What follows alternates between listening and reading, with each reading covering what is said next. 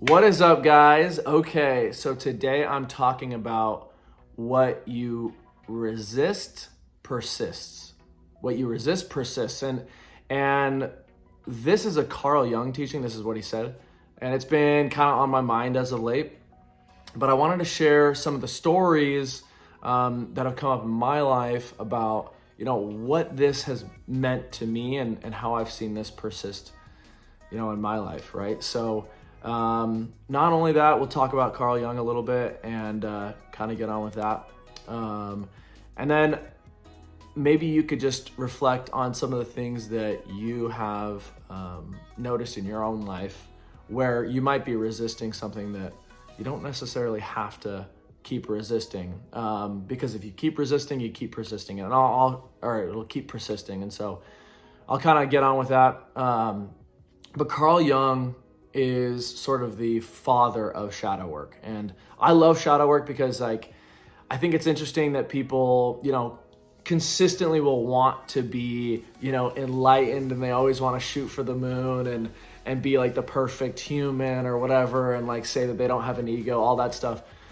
It's okay to have an ego. In fact, I would rather someone tell me that they have an ego than to tell me that they just don't and there's nothing wrong with them, and or that they don't have these shadows or sense gatas, and that's just one of those things for me where I would rather work on these blocks that are in my life so that I can freely move in my life than pretend like I have this perfect path. And I think what persists, like this idea is one of those ideas that when you can address those things that are just hopping in your way and creating more resistance in your life, you have a chance to at least address them. And I think that's pretty much the principle, essentially, that Carl Jung talks about. And it's a little bit difficult to explain if I don't have a story to go with it or an example. And so that's what I'm going to do is give you an example from my life of where that's been, a major issue, to be honest. I wouldn't say issue. It's just been a bugaboo, if you will. But I lived in Honduras for a little while, and while I was in Honduras, sorry, I'm going on with the story right now. When I was in Honduras, I experienced a fair amount of violence, and so I incurred a fair amount of trauma in my own life, which was okay. It's not really too much of the story, but I came back to Arizona, and while I was in Arizona, I was getting therapy for this trauma and things like that. Things were working well. I could tell that the trauma was dissipating and the triggers and things were lowering, right? Then I got a scholarship and got an opportunity to go play baseball at NYU. So I went to NYU, New York University, and when I went, I decided, I think it was an opportunity for me to say, okay, I'm going to leave my problems in Arizona and I'm just going to go pursue baseball. So when I was playing ball and going to school at NYU, I stopped doing the therapy, and I realized, some of that stuff was still reoccurring. The effects of the trauma were continually being an issue.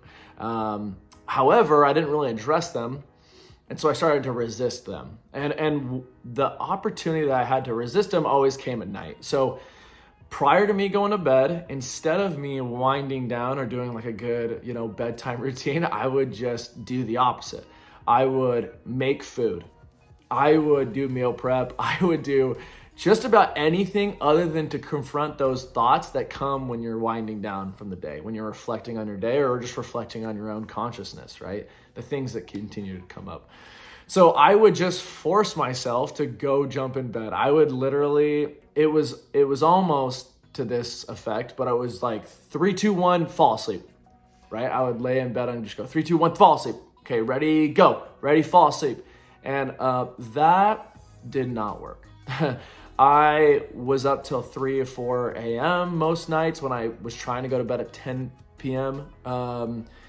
Just kind of suffering with my own inability to address, this trauma. And really this idea that I kept persisting against. I was consistently pushing against this trauma that I was not at the time really facing. And so what I was resisting was persisting in my life. And I continued to do that for some time.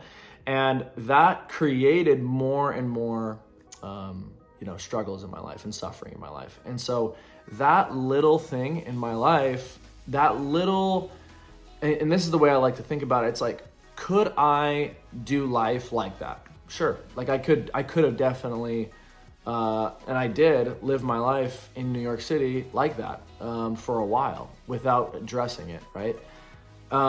Could I have not? Sure. Like maybe life would have seemed a little different. It's like, could I run a couple miles? Sure. Like right now, could I run a few miles? Yeah. Could I run a few miles with a rock in my shoe? Yeah, I could probably also do that as well. I could run a few miles with a rock in my shoe or not rock in my shoe. I'd rather just not have a rock in my shoe. This specific rock in New York City, what it did though was led to me struggling with sleep, me waking up in the morning, not feeling rested, me going to school, going to class and not feeling great, not being able to focus, me getting sick. I got sick a ton. I got bronchitis, walking pneumonia.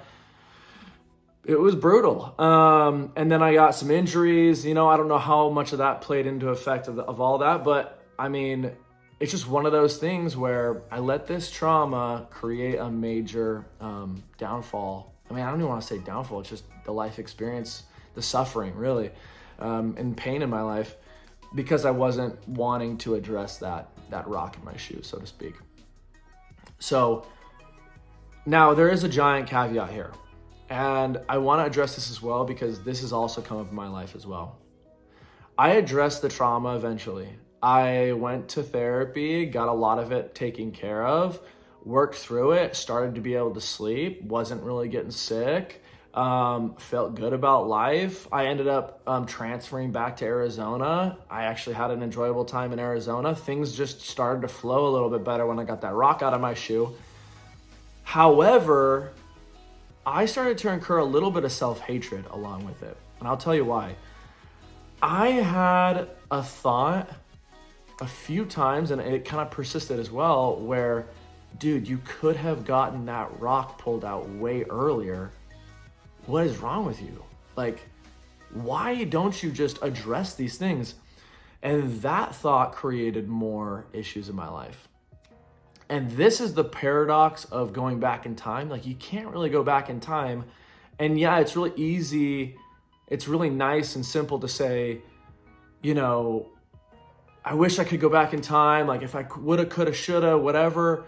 And it's easy to say that you don't do that. Like obviously it doesn't work, but that created more issues in my life when I just said, you could have done this or you should have done this. One thing that I've thought as of the last few years that has been really helpful for me is this thought of, okay, I could know how to address trauma, right? I could know that I do have these shadows in my life, right?